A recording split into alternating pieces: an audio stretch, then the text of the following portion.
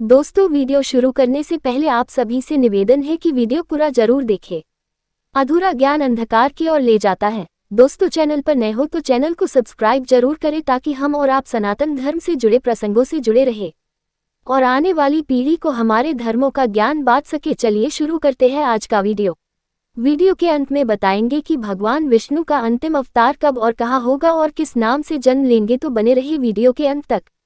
पुराणों के अनुसार भगवान विष्णु ने सृष्टि को प्रलय से बचाने के लिए मत्स्यावतार लिया था। इसकी कथा इस प्रकार है। कृतयुग के आदि में राजा सत्यव्रत हुए। राजा सत्यव्रत एक दिन नदी में स्नान कर जलांजलि दे रहे थे। अचानक उनकी अंजलि में एक छोटी सी मछली आई। उन्होंने देखा तो सोचा वापस सागर में डाल दूं, लेकिन उस मछली ने बोला, आप मुझे सागर में मत डालिए, अन्यथा बड़ी मछलियां मुझे खा जाएंगी। तब राजा सत्यव्रत ने मछली को अपने कमंडल में रख लिया। मछली और बड़ी हो गई तो राजा ने उसे अपने सरोवर में रखा। तब देखते ही देखते मछली और बड़ी हो गई। राजा को समझ आ गया कि यह कोई साधारण जीव नहीं है। राजा ने मछली से वास्तविक स्वरूप में आने की प्रार्थना की। राजा की प्रार्थना सुन साक्षात चारभुजाधारी भगवान विष्णु प्रकट हो गए और उन्होंने कहा कि ये मेरा मत्स्यावतार है। भगवान ने सत्यव्रत से कहा, सुनो राजा सत्यव्रत, आज से 7 दिन बाद प्रलय होगी। तब मेरी प्रेरणा से एक विशाल नाव तुम्हारे पास आएगी। तुम सप्त ऋषियों, औषधियों, बीजों व प्राणियों के सूक्ष्म शरीर को लेकर उसमें बैठ जाना। जब तुम्हारी नाव डगमगाने लगेगी तब मैं मत्स्य के रूप में तुम्हारे पास आऊंगा। उस समय तुम वासुकी नाग के द्वारा उस नाव को मेरे सींग से बांध देना। उस समय प्रश्न पूछने पर मैं तुम्हें उत्तर दूंगा, जिससे मेरी महिमा जो परब्रह्म नाम से विख्यात है तुम्हारे हृदय में प्रकट हो जाएगी। तब समय आने पर मत्स्य रूपधारी भगवान विष्णु ने राजा सत्यव्रत को तत्वज्ञान का उपदेश दिया, जो मत्स्यपुराण नाम से प्रसिद्ध है। 2. कूर्म अवतार। धर्म ग्रंथों के अनुसार भगवान विष्णु ने कूर्म या कछुए का अवतार लेकर समुद्र मंथन में सहायता की थी। भगवान विष्णु के कूर्म अवतार को कच्छप अवतार भी कहते हैं। इसकी कथा इस प्रकार है। एक बार महर्षि दुर्वासा ने देवताओं के राजा इंद्र को श्राप देकर श्रीहीन कर दिया। इंद्र जब भगवान विष्णु के पास गए तो उन्होंने समुद्र मंथन करने के लिए कहा। तब इंद्र भगवान विष्णु के कहे अनुसार दैत्यों व देवताओं के साथ मिलकर समुद्र मंथन करने के लिए तैयार हो गए। समुद्र मंथन करने के लिए मंद्राचल पर्वत को मथानी एवं नागराज वासुकी को नेति बनाया गया। देवताओं और दैत्यों ने अपना मतभेद भुलाकर मंद्राचल को उखाड़ा और उसे समुद्र की ओर ले चले, लेकिन वे उसे अधिक दूर तक नहीं ले जा सके। तब भगवान विष्णु ने मंद्राचल को समुद्र तट पर रख दिया। देवता और दैत्यों ने मंद्राचल को समुद्र में डालकर नागराज वासुकी को नेति बनाया, किंतु मंद्राचल के नीचे कोई आधार नहीं होने के कारण वह समुद्र में डूबने लगा।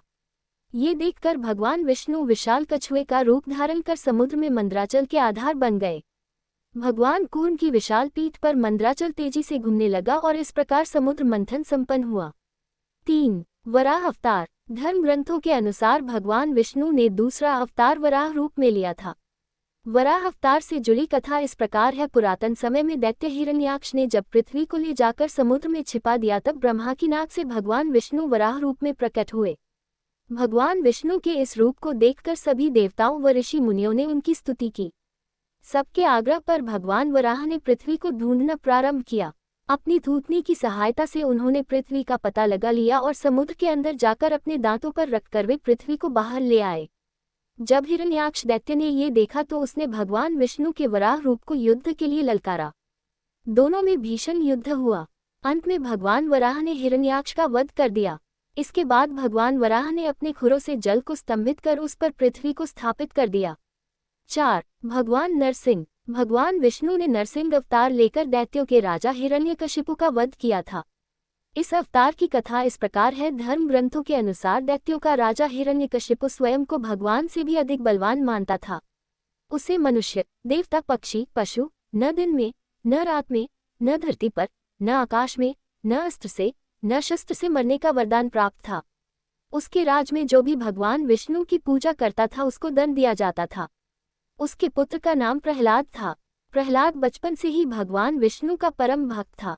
ये बात जब हिरण्यकशिपु का पता चली तो वह बहुत क्रोधित हुआ और प्रहलाद को समझाने का प्रयास किया, लेकिन फिर भी जब प्रहलाद नहीं माना तो हिरण्यकशिपु ने उसे मृत्युदंड दे दिया। हर बार भगवान विष्णु के चमत्कार से वह बच गया। हिरण्यकशिपु की बहन होलिका, जिसे अग्नि से न जलने का वरदान प्राप्त था, वह प्रहलाद को लेकर धधकती हुई अग्नि में बैठ गई। तब भी भगवान विष्णु की कृपा से प्रहलाद बच गया और होलिका जल गई। जब हिरण्यकशिपु स्वयं प्रहलाद को मारने ही वाला था तब भगवान विष्णु नरसिंह का अवतार लेकर खंबे से प्रकट हुए और उन्होंने अपने नाखूनों से हिरण्यकशिपु का वध कर दिया। 5. वामन अवतार। सत्ययुग में प्रहलाद के पौत्र दैत्यराज बलि ने स्वर्गलोक पर अधिकार कर लिया। सभी देवता इस विपत्ति से बचने के लिए भगवान विष्णु के पास गए। तब भगवान विष्णु ने कहा कि मैं स्वयं देवमाता अदिति के गर्भ से उत्पन्न होकर तुम्हें स्वर्ग का राज्य दिलाऊंगा। कुछ समय पश्चात भगवान विष्णु ने वामन अवतार लिया। एक बार जब बलि महान यज्ञ कर रहा था तब भगवान वामन बलि की यज्ञशाला में गए और राजा बलि से 3 पग धरती दान में मांगी। राजा बलि के गुरु शुक्राचार्य भगवान की लीला समझ गए और उन्होंने बलि को दान देने से मना कर दिया। लेकिन बलि ने फिर भी भगवान वामन को 3 पग धरती दान देने का संकल्प ले लिया। भगवान वामन ने विशाल रूप धारण कर एक पग में धरती और दूसरे पग में स्वर्गलोक नाप लिया। जब तीसरा पग रखने के लिए कोई स्थान नहीं बचा तो बलि ने भगवान वामन को अपने सिर पर पग रखने को कहा। बलि के सिर पर पग रखने से वह सुतलोक पहुंच गया। बलि की दानवीरता देखकर भगवान ने उसे सुतलोक का स्वामी भी बना दिया। इस तरह भगवान वामन ने देवताओं की सहायता कर उन्हें स्वर्ग पुनः लौटाया। 6. श्री राम अवतार। त्रेतायुग में राक्षसराज रावण का बहुत आतंक था। उससे देवता भी डरते थे। उसके वध के लिए भगवान विष्णु ने राजा दशरथ के यहाँ माता कौशल्या के गर्भ से पुत्र रूप में जन्म लिया। इस अवतार में भगवान विष्णु ने अनेक राक्षसों का वध किया और मर्यादा का पालन करते हुए अपना जीवन यापन किया। पिता के कहने पर वनवास गए। वनवास भोगते समय राक्षसराज रावण उनकी पत्नी सीता का हरण कर ले गया। सीता की खोज में भगवान लंका पहुंचे। वहां भगवान श्रीराम और रावण का घोर युद्ध जिसमें रावण मारा गया। इस प्रकार भगवान विष्णु ने राम अवतार लेकर देवताओं को भय मुक्त किया। 7. श्री कृष्ण अवतार। द्वापर युग में भगवान विष्णु ने श्री कृष्ण अवतार लेकर अधर्मियों का नाश किया। भगवान श्री कृष्ण का जन्म कारागार में हुआ था। इनके पिता का नाम वसुदेव और माता का नाम देवकी था। भगवान श्री कृष्ण ने इस अवतार में अनेक चमत्कार किए और दुष्टों का सर्वनाश किया। कंस का वध भी भगवान श्री कृष्ण ने ही किया। महाभारत के युद्ध में अर्जुन के सारथी बने और दुनिया को गीता का ज्ञान दिया। धर्मराज युधिष्ठिर को राजा बनाकर धर्म की स्थापना की। भगवान विष्णु का ये अवतार सभी अवतारों में सबसे श्रेष्ठ माना जाता है। 8. परशुराम अवतार। हिंदू धर्म ग्रंथों के अनुसार परशुराम भगवान विष्णु के प्रमुख अवतारों में से एक थे। भगवान परशुराम के जन्म के संबंध में 2 कथाएं प्रचलित हैं। हरिवंश पुराण के अनुसार उन्हीं में से एक कथा इस प्रकार है। प्राचीन समय में महिष्मती नगरी पर शक्तिशाली हैयवंशी क्षत्रिय कार्तवीर्य अर्जुन सहस्त्रबाहु का शासन था। वह बहुत अभिमानी था और अत्याचारी भी। एक बार अग्निदेव ने उससे भोजन कराने का आग्रह किया। तब सहस्त्रबाहु ने घमंड में आकर कहा कि आप जहां से चाहें भोजन प्राप्त कर सकते हैं, सभी और मेरा ही राज है। तब अग्निदेव ने वनों को जलाना शुरू किया। एक वन में ऋषि आपव तपस्या कर रहे थे। अग्नि ने उनके आश्रम को भी जला डाला। इससे क्रोधित होकर ऋषि ने सहस्त्रबाहु को श्राप दिया कि भगवान विष्णु परशुराम के रूप में जन्म लेंगे और न सिर्फ सहस्त्रबाहु का नहीं बल्कि समस्त क्षत्रियों का सर्वनाश करेंगे। इस प्रकार भगवान विष्णु ने भार्गव कुल में महर्षि जमदग्नि के 5वें पुत्र के रूप में जन्म लिया। 9. बुद्ध अवतार। धर्म ग्रंथों के अनुसार बौद्ध धर्म के प्रवर्तक गौतम बुद्ध भी भगवान विष्णु के ही अवतार थे, परंतु पुराणों में वर्णित भगवान बुद्धदेव का जन्म गया के समीप कीकट में हुआ बताया गया है और उनके पिता का नाम अजन बताया गया है। ये प्रसंग पुराण वर्णित बुद्धावतार का ही है। एक समय दैत्यों की शक्ति बहुत बढ़ गई। देवता भी उनके भय से भागने लगे। राज्य की कामना से दैत्यों ने देवराज इंद्र से पूछा कि हमारा साम्राज्य स्थिर रहे, इसका उपाय क्या है। तब इंद्र ने शुद्ध भाव से बताया कि सुस्थिर शासन के लिए यज्ञ एवं वेदविहित आचरण आवश्यक है। तब दैत्य वैदिक आचरण एवं महायज्ञ करने लगे, जिससे उनकी शक्ति और बने लगी। तब सभी देवता भगवान विष्णु के पास गए।